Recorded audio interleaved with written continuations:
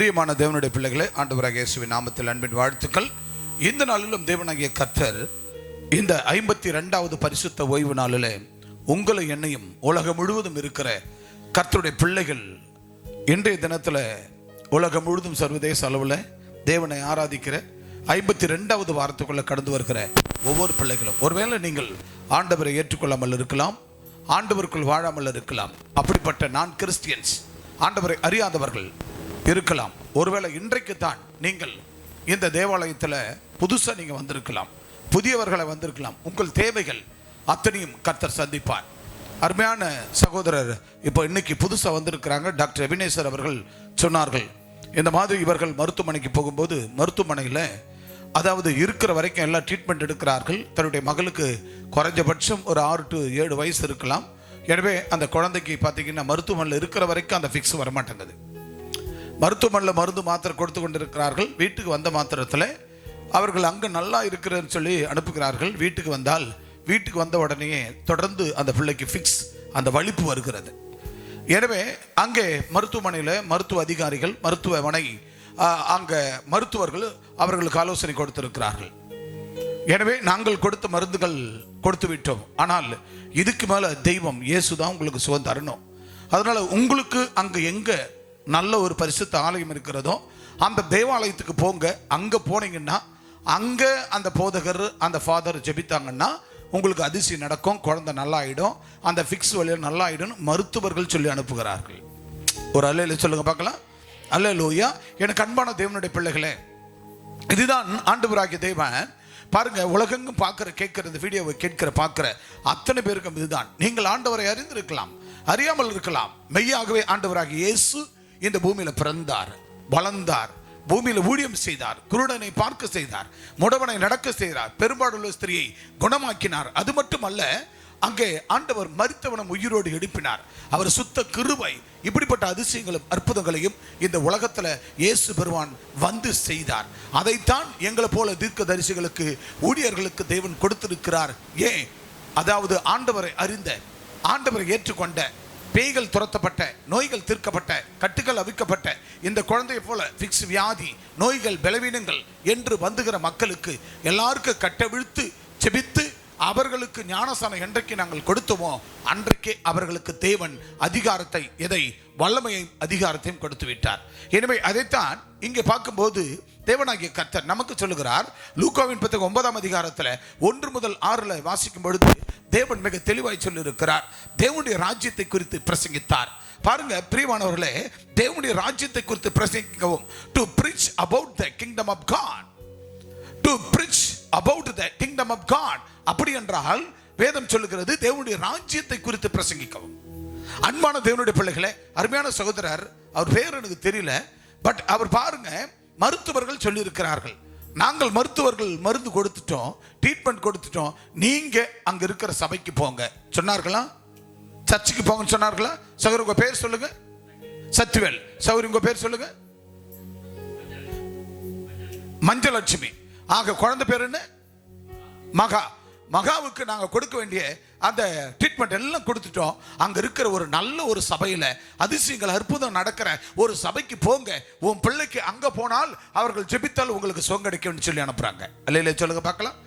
அப்போ அவங்க சொல்றாங்க, மருத்துவர்கள் கூட இன்றைக்கு அவர்கள் ஆண்டவர் ஏற்றுக்கொண்டவர்களோ இல்லை ஏற்றுக்கொள்ளாதவரோ, ஒரு முஸ்லீமோ இல்லை இந்துக்களோ யாருன்னு தெரியல, பட் மருத்துவர்கள் நீங்க கோயில் குளம் போனா நல்லா இருக்குன்னு சொல்லல, நீங்க ஏசப்பா கிட்ட போங்க, சர்ச்சுக்கு போங்க, உன் மகளுக்கு பரிபூர்ண சுகம் கிடைக்கும் என்று சொல்லி கரங்களை தட்டி கர்த்தர் நாமத்தை மகிமைப்பட கைகளை நல்லா தட்டி.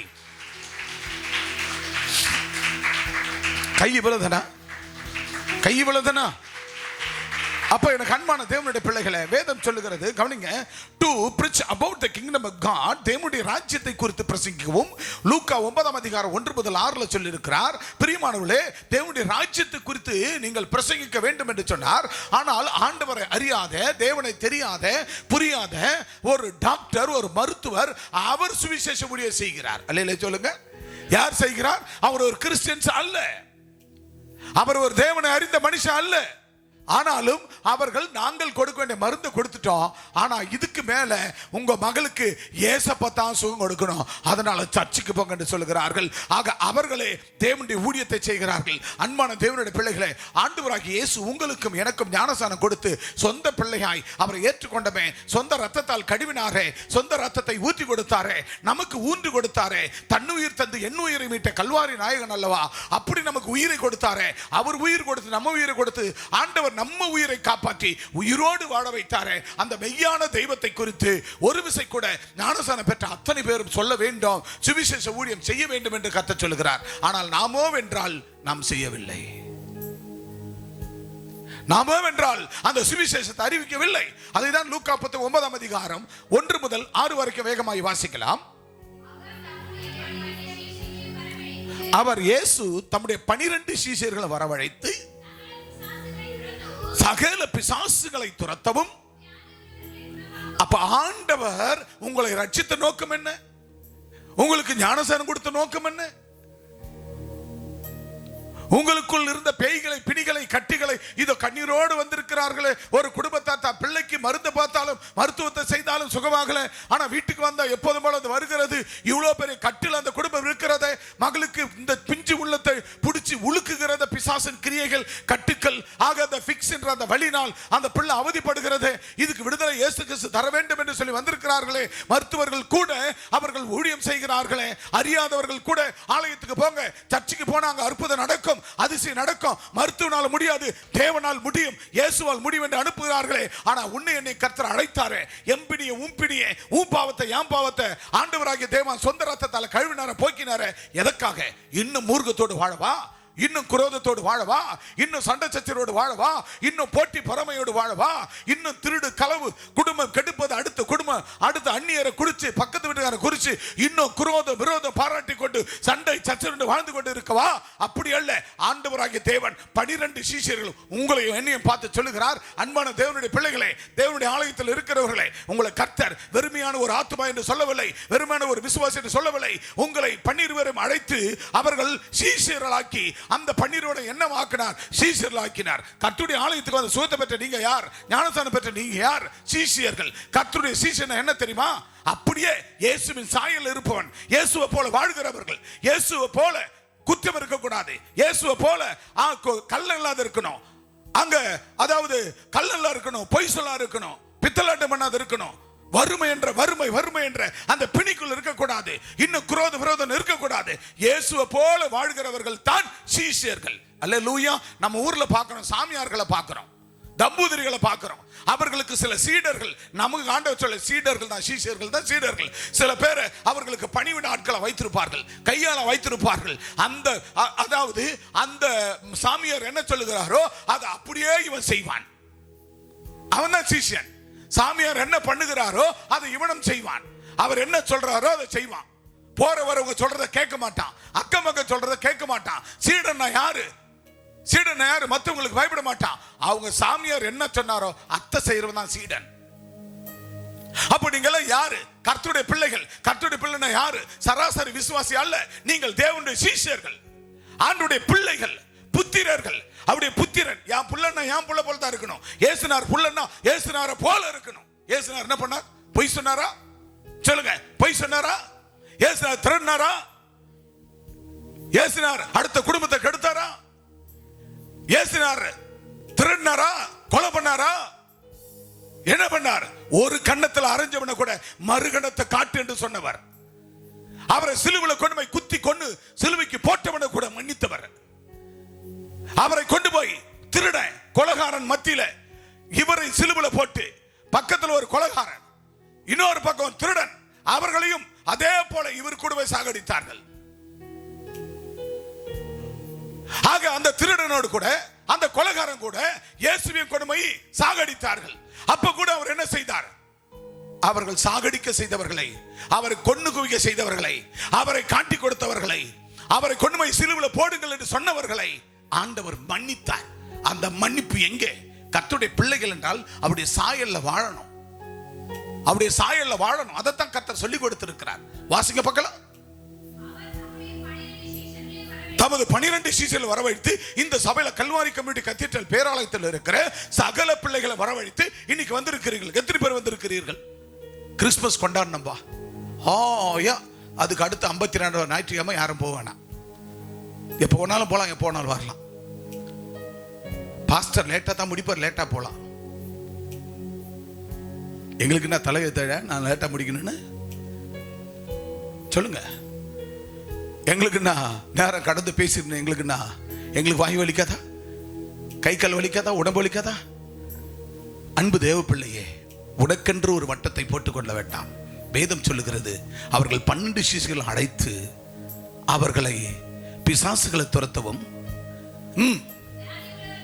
வியாதி உள்ளவர்களை விடுதலையாக்கவும் அவர்களுக்கு வல்லமையும் அதிகாரமும் கொடுத்து. எப்ப கொடுத்தார்? உங்களை எதுக்காக கத்தற? உங்க மேல இருந்த வியாதியும் பிசாசுகளை துரத்தி உங்க மேல இருக்க வியாதிகளும் குணமாக்குனது எதுக்காக சொல்லுங்க? எதுக்காக? எதுக்காக உங்களை குணமாக்கினது? எதுக்காக? உங்க வாழ்க்கையில குணமாக்கினாரா இல்லையா ஆண்டவர்? உங்களை ஒவ்வொருவரையும் அவரவர் வாழ்க்கையில என்னென்ன நீட்ஸ், என்னென்ன தேவைகள் என்று தேவைகளை அறிந்து தினம் தினம் அற்புதங்களையும் அதிசயங்களை உங்க வாழ்க்கையில தேவன் செய்து இன்றைக்கு உங்களை குடும்பத்தோடு தேவ சமூகத்தில் வைத்திருக்கிறாரு. எதுக்காக?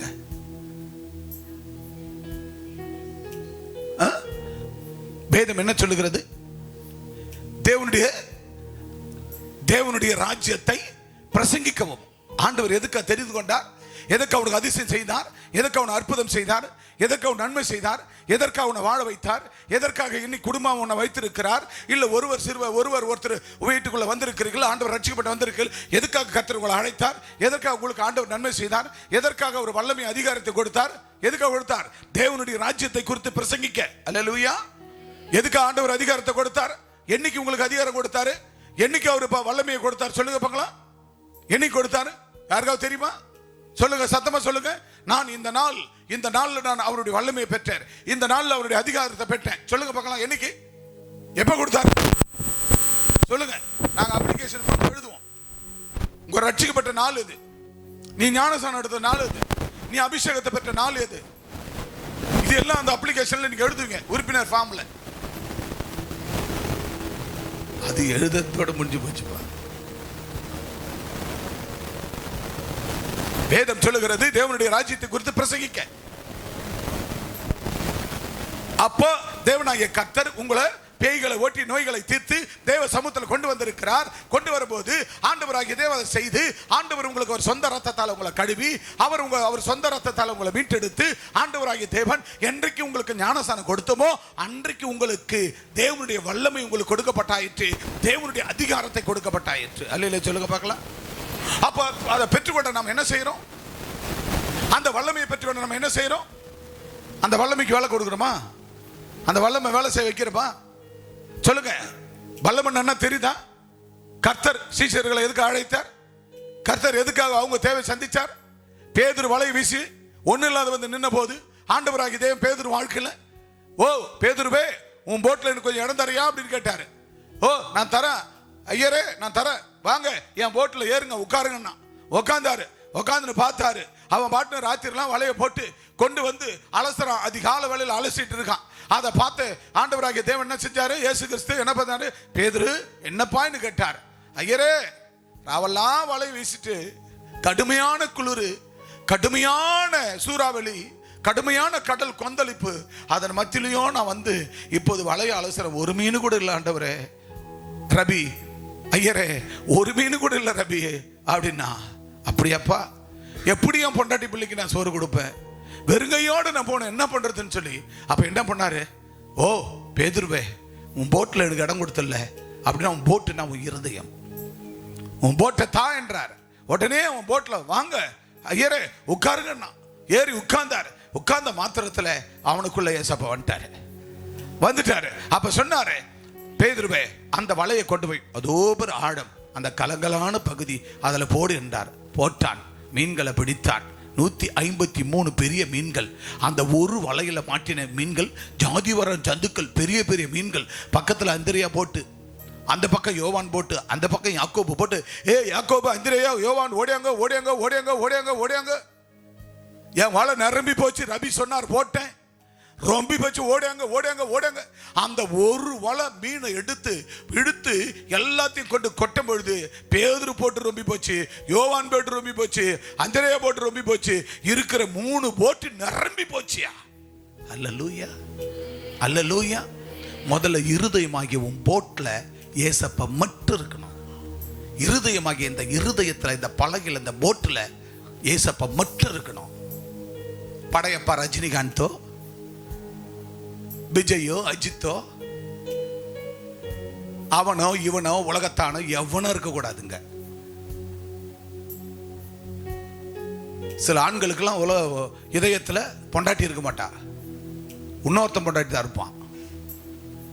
சில பெண்களுக்கெல்லாம் இதயத்துல தான் புருஷன் இருக்க மாட்டான், இன்னொருத்தன் புருஷன் தான் இருப்பான். சில பிள்ளைகளுக்கு பெத்தவங்க இதயத்தில் இருக்க மாட்டாங்க, வேற யாரோ அந்த அப்பா இந்த அப்பான்னு அவங்க தான் இருப்பாங்க. எங்க அப்பாவை விட எங்க பெரியப்பா ரொம்ப நல்லவர், எங்க அம்மாவை விட எங்க பெரியம்மா ரொம்ப நல்லவங்க. இந்த பெத்தவங்களுக்கு எப்படி இருக்கும் மனசு? அன்பான தேவ பிள்ளையே, உன் போட்ல இயேசு மட்டும்தான் இருக்கணும். சில பேருக்கெல்லாம் சிநேகிதி, நண்பர்கள், நண்பிகள், பெண்கள் பெண்கள், ஆண்கள் ஆண்கள், அவங்க தான் உன்னை நிரம்பிக்கின்னு இருப்பாங்க. சில ஆட்களுக்கெல்லாம் பூ தான் கொண்ட நிறைய வைக்கணும்னு தோணும். சில ஆட்களுக்கெல்லாம் கொலுசு பெருசு பெருசாக போடணும், ஜல்லு ஜல்லுன்னு தோணும். சில பேருக்கெல்லாம் தங்கத்தை, நேற்று எங்கள் வீட்டுக்கு ஒருத்தருக்கு வந்தாங்க, ரட்சிக்கப்பட்டவங்க, எங்களால் ரட்சிக்கப்பட்டவங்க தான், வெங்கடாச்சலபதி பக்தர், ரட்சிக்கப்பட்டவங்க தான். நேற்று இன்விடேஷன் எடுத்துன்னு வந்தாங்க. அவங்க கழுத்தில் பெருசாக இந்த சிலுவையோட பெருசாக அந்த இடத்துல தொங்கி நின்று பார்த்தேன். சியோன் இது என்னன்னு கேட்டேன். பாஸ்டர் எத்தனை பவுனுமானு கேட்டேன். ஒரு 10 பவுன் இருக்கும். பவுனுன்னு அவ்வளோ ஆசையாமான்னு, பவுலுன்னா உங்களுக்கு அவ்வளோ ஆசையான்னு கேட்டேன்.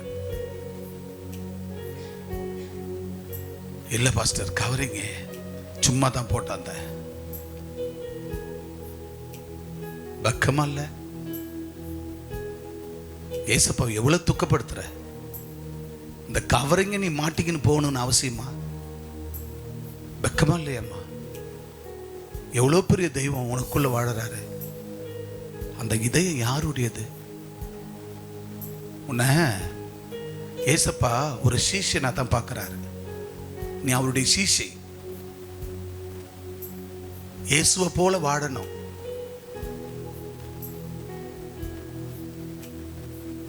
இந்த தங்கம் உன்னை காப்பாத்தாது, பொணத்து மேல போடுற அந்த பூ உன்னை காப்பாத்தாது. நல்ல மல்லிப்பூ 4 மடம் இருக்கும், தொங்குது வரைக்கும். வெக்கமா இல்லம்மா? எவ்வளவு ஆண்டவர் துக்கப்படுவாரு. அதுக்கு எதுக்கு உனக்கு ஆண்டவர்? ஒரு சின்ன விஷயம், ஒரு பூவை விட மாட்டுற, அதுல வர பொட்டு சின்னதா வச்சுக்கிற புள்ளி மாதிரி இப்படி ஒட்டின்னு இருந்தா எப்படி உன் புருஷன் நல்லா இருப்பான்? உன் புருஷன் போடுற பாக்கையும் விட மாட்டான், எல்லா பாக்கையும் போடுறான். 55 வயசு. இப்போ இதுக்கு வர நீங்க சர்ச்சுக்கு போறீங்க. வாழ்ந்தா இயேசுவுக்கு, செத்தா இயேசுவுக்கு, அவர் நாம மகிமைப்படணும். இந்த ஆசா பாசத்தை பார்த்துட்டு தான் வந்தோம். நான் பார்க்காத தெய்வங்களா? நாங்க பார்க்காத காரியமா நீங்க பார்க்க? எத்தனை விபச்சாரி, 500க்கும் மேற்பட்ட விபச்சாரம் பண்ணவங்க கூட நீ கர்த்தருக்கு பரிசுத்தமா ஊழியம் செய்ய. விபச்சாரமா பண்ண, வேசித்தனமா பண்ண இல்லையே. ஜஸ்ட் நவ் இந்த தங்கத்தை வெறுக்க முடியாதா? இந்த பூவை போட்டு விட முடியாதா? அப்பா உனக்காகத்தான கல்வாரிசில சொந்த ரத்தத்தை ஊற்றி கொடுத்தார். இன்னைக்கு வாழறைய யாரால வாழற? இன்னைக்கு வீடு கட்டிருக்க, இதெல்லாம் நேற்று கேட்கிறவங்கள, இன்னைக்கு வீடு கட்டிருக்க யாரால வீடு கட்டின? இன்னைக்கு உன் பிள்ளைங்க 2 பிள்ளைங்க படிச்சு இவ்வளவு ஆளாயிருக்காங்களே, 2 பேரை சம்பாரிச்சு கொண்டா கூட யாரால? 2 பிள்ளைங்களை கை நிறைய கொண்டா கொடுக்குறாங்களே யாரால? இன்னைக்கு வீட்டோட வாழற யாரால, இன்னைக்கு கார்ல வர யாரால? இதெல்லாம் என் அப்பா இயேசு போட்ட பிச்சை. இதை மனசுல வச்சு இனி ஒரு காலம் நான் பார்த்தேன்னு வச்சுக்க, உனக்காக நான் ஜெபம் பண்ணுவேன். ஏசப்பா கிட்ட உனக்காக நான் ஜெபம் பண்ணுவேன். நீ இருப்பதை விட நீ பாதாளத்துக்கு போது நல்லதுன்னு சொல்லி நானே ஜெபம் பண்ணுவேன். சரிங்க பாஸ்டர், சாரி பாஸ்டர். முட்டியை போட்டாங்க அந்த இடத்துல, இதே இடத்துல கூட வந்த 2 பேரோட வந்து முட்டியை போட்டாங்க. ஜெபம் பண்ணி அனுப்பினேன். இனி பாவம் செய்யாத, போ, சமாதானமா போ. என் அன்பு தேவ பிள்ளையே, கர்த்தர் எதற்கு ஊம்பினியை போக்கினார்? இன்னைக்கு கர்த்தருக்குள்ள ஆலயத்தில் உட்கார்ந்துருக்க அத்தனை பேர் என்னைக்கு செத்து போயிருக்க வேண்டியவர்கள், என்னைக்கு அழிந்து போக வேண்டியவர்கள். உலகத்தில் எத்தனை தெய்வங்கள் இருந்தாலும் செத்தவர்கள் செத்தவர்களே.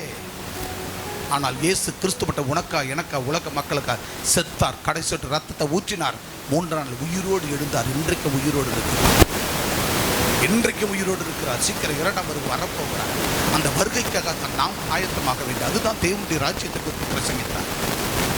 கர்த்தருடைய பிள்ளையாகிய நாம், தேவனுடைய ஆசீர்வாதத்தை பெற்ற நாம், சுகத்தை பெற்ற நாம், ஆரோக்கியத்தை பெற்ற நாம், வசதி வாய்ப்புகளை பெற்ற நாம் என்ன செய்ய வேண்டும்? தேவனுடைய ராஜ்யத்தை குறித்து பிரசங்கிக்க வேண்டும். பிரசங்கம் என்ன?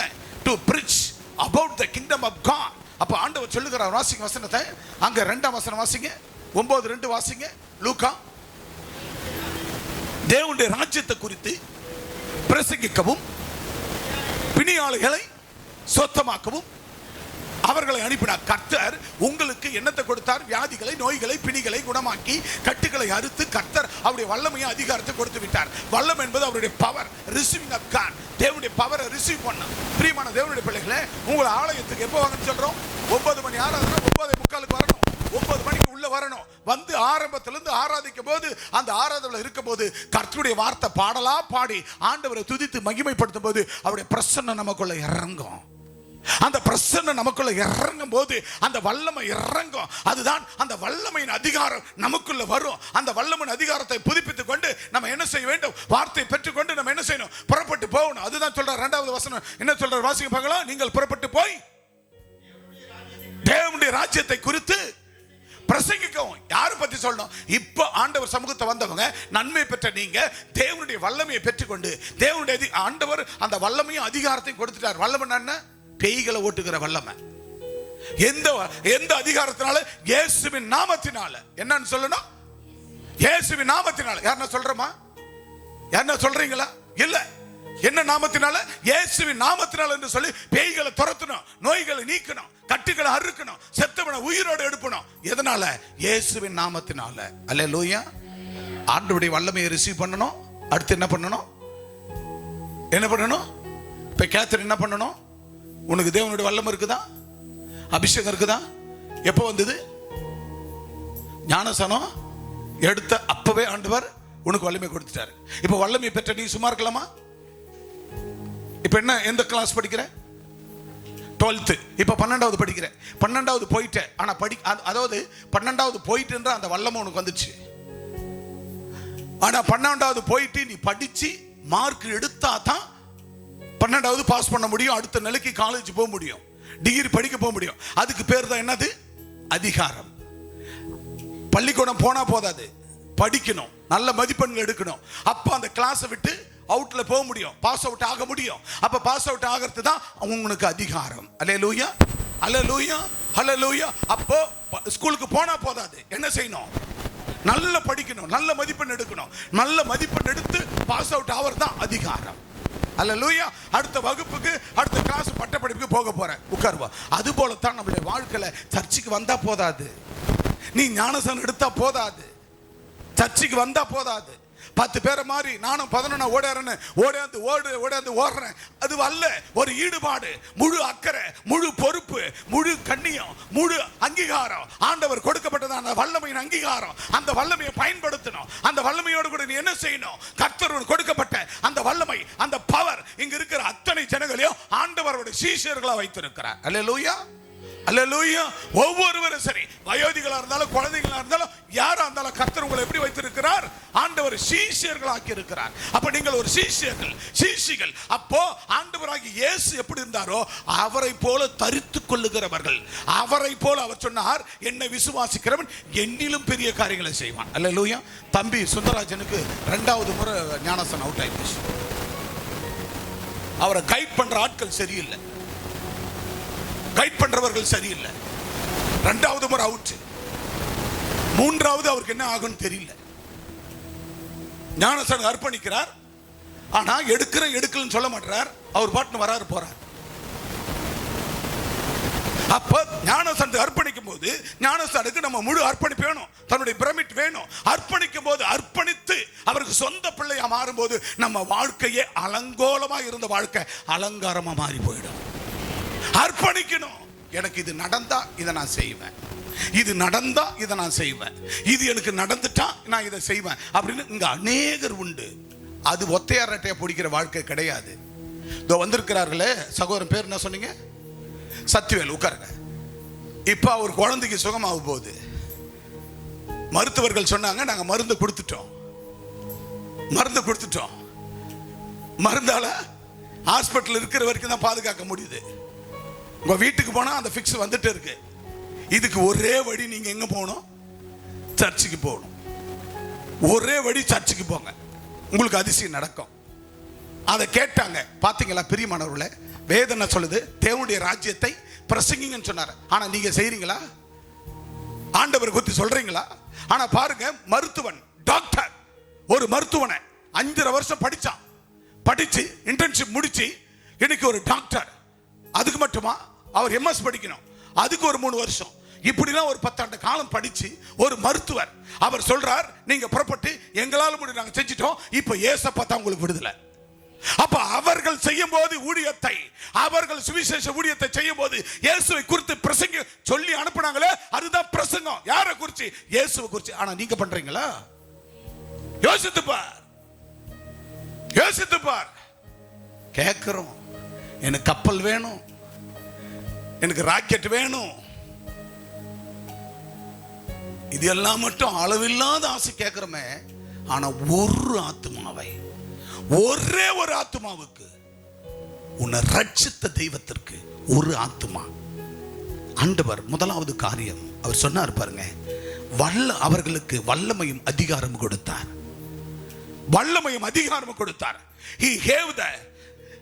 He gave them power and authority. அவர்களுக்கு வல்லமையும் அதிகாரமும் கொடுத்தார். ஆக லூக்கா 9:1, மத்தேயு 10:1 வாசிக்கலாம். மத்தேயு 10:1-2.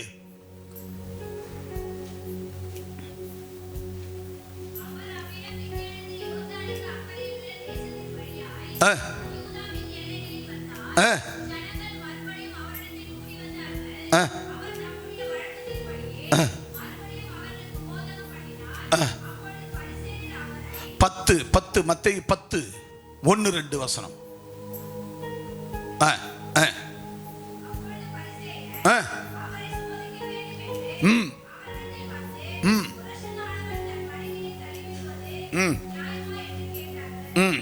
மார்க் 3-ம் அதிகாரம் 13. மார்க் 3-ம் அதிகாரம் 13.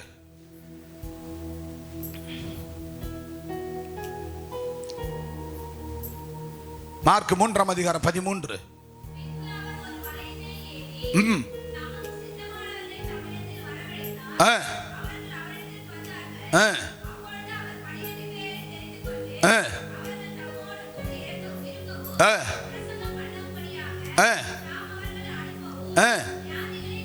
வியாதிகளை குணம் அவர்கள் 12 பேரை தெரிந்து கொண்டு, அவருக்கு சித்தமானவர்களை அவர் 12 பேரை தெரிந்து கொண்டு, வியாதி உள்ளவரை குணமாக்கவும் சுஸ்தமாக்கவும், பிசாசுகளை துரத்தவும்,